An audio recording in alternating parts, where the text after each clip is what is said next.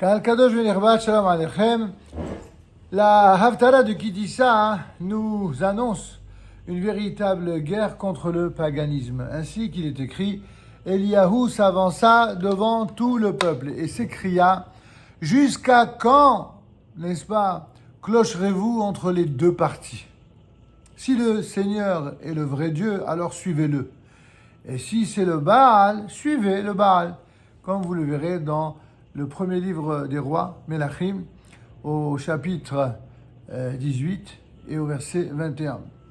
Le prophète Eliyahu semble ici d'une intransigeance sans pareil envers les prophètes du Baal, qui sont les prophètes de l'idolâtrie.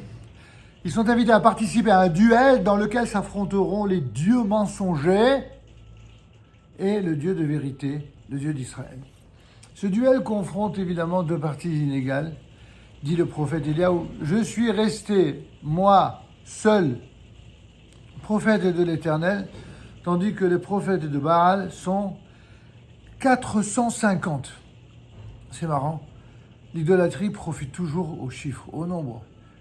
450 contre 1. Ainsi, les prophètes du Baal devront placer un taureau dépecé sur le bois de l'autel, tandis que le prophète Eliyahu arrangera sur le bois du même autel un deuxième taureau.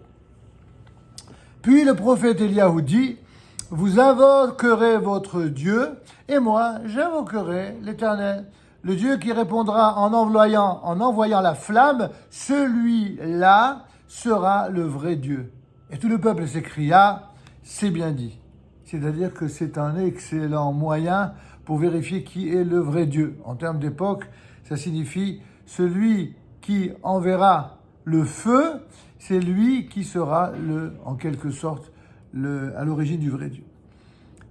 Les adversaires du prophète Eliyahu firent selon ce qui était convenu et ils invoquèrent le Baal depuis le matin jusqu'à midi en disant « Ô Baal, exauce-nous » Mais point de voix, point de réponse, et ils se démenaient toujours autour de l'autel qu'on avait dressé.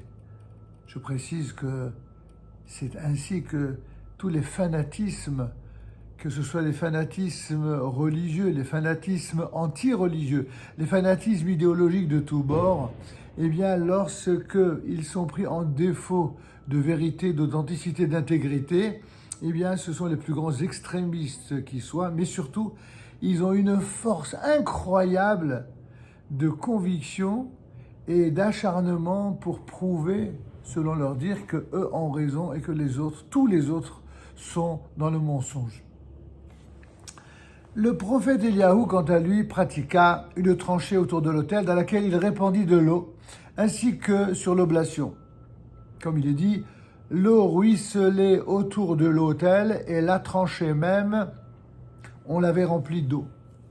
Il invoqua l'Éternel en ces termes, ô Éternel, Dieu d'Abraham, d'Israël et d'Israël, qu'il devienne manifeste aujourd'hui que tu es la divinité d'Israël. C'est d'ailleurs la prière que font tous les croyants, que Dieu fasse que apparaisse sa vraie divinité aux yeux de l'ensemble des mondes, de l'ensemble des habitants de la planète, de l'ensemble des croyants. Et bien entendu, il poursuit en disant « Exauce-moi afin que ce peuple reconnaisse que c'est toi le vrai Dieu. » C'est pour cela d'ailleurs que lorsque quelqu'un a la foi, il voudrait toujours que les autres pensent comme lui.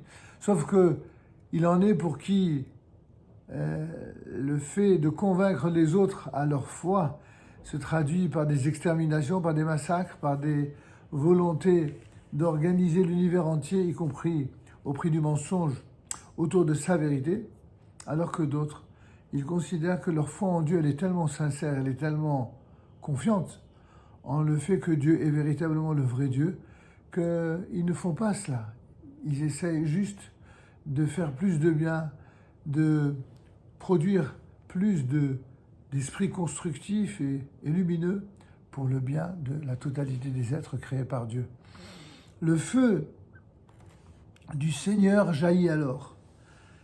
Il consuma la victime, le bois, les pierres, la terre et absorba l'eau de la tranchée. Tout le peuple, à cette vue, tomba sur sa face et s'écria « Le Seigneur est le vrai Dieu, le Seigneur est le vrai Dieu », s'agissant bien sûr du Corban qui était du côté d'Israël. Mais le prophète Eliaou ne se contenta pas d'avoir ébranlé le peuple par cette impressionnante démonstration. On dirait en termes très légers et modernes, cette preuve hollywoodienne, presque cinématographique, non.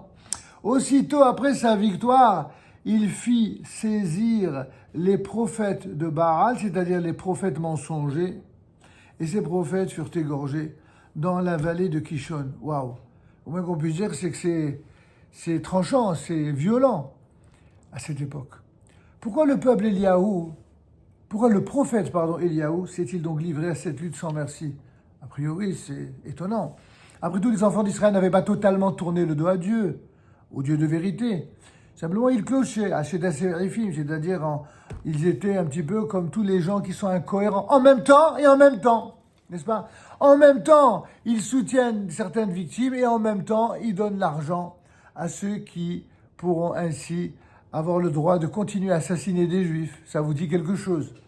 Ils clochaient entre l'idolâtrie et la véritable foi, tout en servant le Dieu d'Israël et simultanément s'adonner à d'autres cultes étrangers.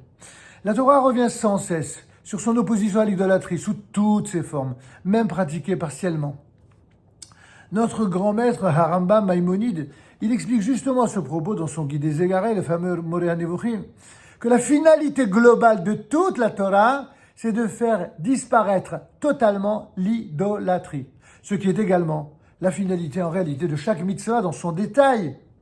Pourquoi donc cette intolérance impitoyable envers les prophètes du Baal, après que tout le peuple venait pour autant de reconnaître la véracité du Dieu d'Israël? Pour comprendre l'attitude inclémente du prophète Eliaou, il nous faut étudier la nature de l'idolâtrie et du paganisme, qui sont bien davantage qu'une simple erreur théologique. Comme on dirait aujourd'hui, eux ils pensent comme ci, eux ils pensent comme ça, que chacun pense ce qu'il veut, et finalement ce qui compte le plus, c'est l'unité entre les peuples, l'amour entre les peuples. Tous ceux qui disent tout cela, en vérité, sont les mêmes qui disent qu'il n'y a pas de Dieu. Ou les mêmes qui disent qu'ils placent leur confiance dans les diverses idolâtries, telles que le terrorisme, telles que la violence, telles que l'impudeur, l'impudicité.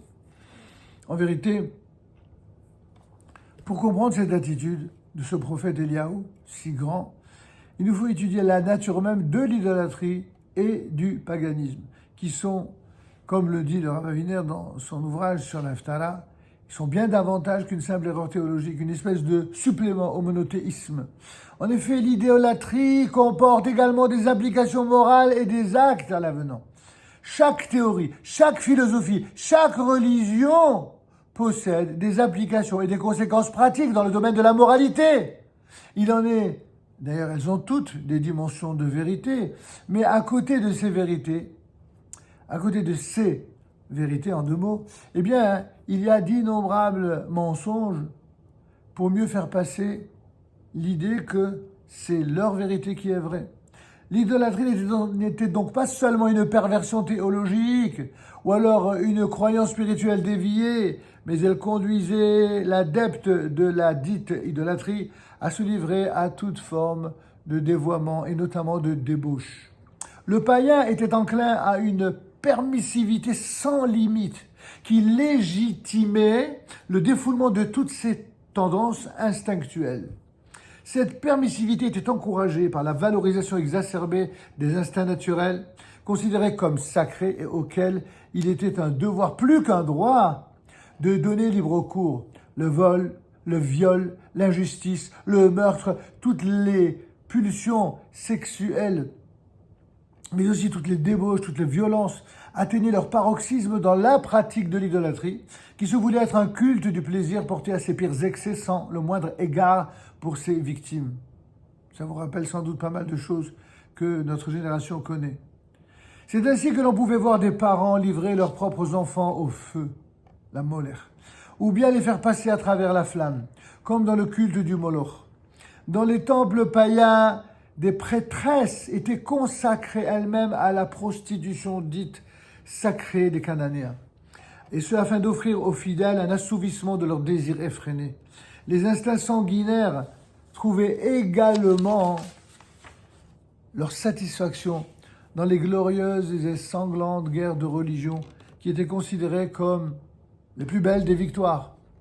Certes, cette philosophie peut nous sembler pour le moins choquante, mais n'oublions pas qu'elle a été remplacée dans les temps modernes par le néopaganisme, lequel contient aussi une bonne dose de permissivité qui n'est pas toujours freinée par le rempart dit humaniste.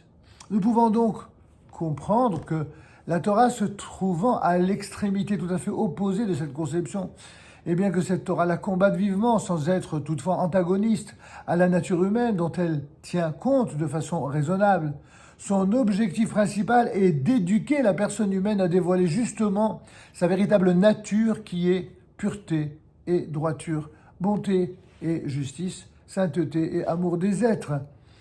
Tous les instincts vils sont une seconde nature que l'homme revêt par-dessus sa profondeur authentique. Nous pouvons donc mieux comprendre que le prophète Eliyahu, homme pourtant incarnant l'amour et la bonté, devient tout à coup irréductible et impitoyable envers les païens. Ces prêtres de l'idolâtrie étaient véritablement féroces et inhumains, entraînant le peuple dans le malheur et dans le sang. Avec ces prêtres du néant, il ne convenait sûrement pas d'utiliser les méthodes de douceur. On entend aujourd'hui dans certaines religions des prêtres qui profitent de telle ou telle grande fête liée à leur culte pour encourager la haine des Juifs, l'assassinat des Juifs, le soutien aux assassins de Juifs et aux terroristes.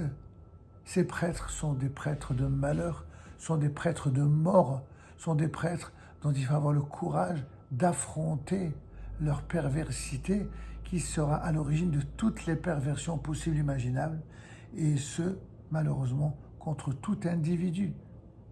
Même ceux qui n'ont rien à voir a priori avec leurs soi-disant ennemis. Ces gens cruels qui pourrissaient déjà à l'époque l'humanité ne méritaient aucune indulgence, aucun traitement de faveur, contrairement à ceux qui, aveuglés par l'intérêt politique ou idéologique, font le contraire de ce qu'il faut pour protéger leurs propres enfants. Le prophète Eliyahu, que nous connaissons par ailleurs comme messager de paix, apparaît donc ici dans une inflexible rigueur. D'ailleurs, dans le monde antique, le paganisme est arrivé peu à peu à une véritable impasse.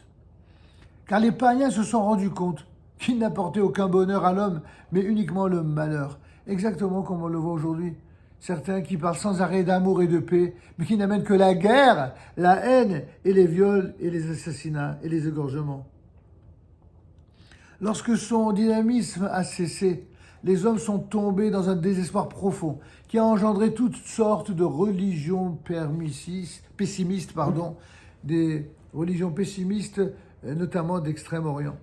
Le néopaganisme moderne a lui aussi conduit la société à l'abattement et à une profonde démoralisation, ce qu'ont très bien décrit les philosophes dits existentialistes, comme par exemple Sartre évoquant la nausée de la société, bien entendu. L'homme placé dans une vie dénuée de signification peut trouver dans le défoulement des instincts un plaisir passager qui n'est en fait qu'un bonheur illusoire. Certes, il est ressenti comme tel au moment où il a été vécu, mais à peine l'instant passé, voire les années passées, il n'y a plus aucune trace, aucun souvenir, aucune saveur de ce bonheur passé illusoire. Le véritable bonheur, c'est celui qui remplit l'être d'une lumière et d'une joie permanente. Elle ne quitte jamais l'être. Dieu soit loué, la lutte du prophète Eliyahu ainsi que des autres prophètes contre le paganisme a porté ses fruits. L'idolâtrie sous sa forme primitive a effectivement disparu, mais nous devons encore nous mesurer au néopaganisme moderne. La victoire sera complète lorsque nous aurons finalement démontré à l'humanité entière que l'application des valeurs morales n'est pas seulement un devoir, mais qu'elle constitue le véritable bonheur de l'homme sur terre, un devoir, un bonheur, mais également une condition probable de survie. Shabbat Shalom et voilà.